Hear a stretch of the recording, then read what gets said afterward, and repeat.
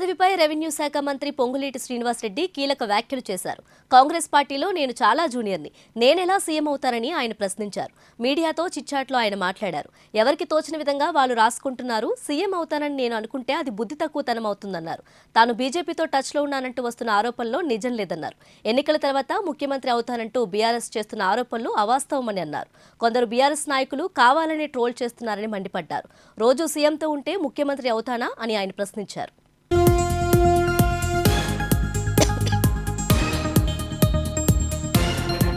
Parliament ఎన్నికల్లో Congress party 12 సీట్లలో విజయం సాధించబోతుందని పొంగులేటి చెప్పారు. ఇప్పుడున్న పరిస్థితుల్లో బీఆర్ఎస్ 1-2 సీట్లకు మించి గెలవదని తెలిపారు.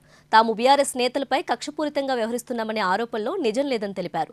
10 ఏళ్లలో వాళ్లు చేసిన తప్పులు అందరికీ కనిపిస్తున్నాయని చెప్పారు. బీఆర్ఎస్ ఎమ్మెల్యేలు, నేతలు ప్రభుత్వం కూలుతుంది, కూలగొడతామని చెబుతున్నారన్న ఆయన ఆ పార్టీ ఎమ్మెల్యేలంతా వచ్చి కాంగ్రెస్ లో చేరుతున్నారని తెలిపారు. ధరణికి సంబంధించి తన వద్ద మరింత సమాచారం ఉందన్నారు మంత్రి పొంగులేటి. రిజిస్ట్రేషన్ శాఖను ప్రక్షాళన చేస్తామని స్పష్టం చేశారు. అలాగే వేసవిలో తాగునీటి సమస్యలు రాకుండా చూస్తామని చెప్పారు. జర్నలిస్టుల సమస్యలు కూడా పరిష్కరిస్తామని, కాంగ్రెస్ ప్రభుత్వం ఎవరి ఫోన్లు ట్యాపింగ్ చేయడం లేదని తెలిపారు.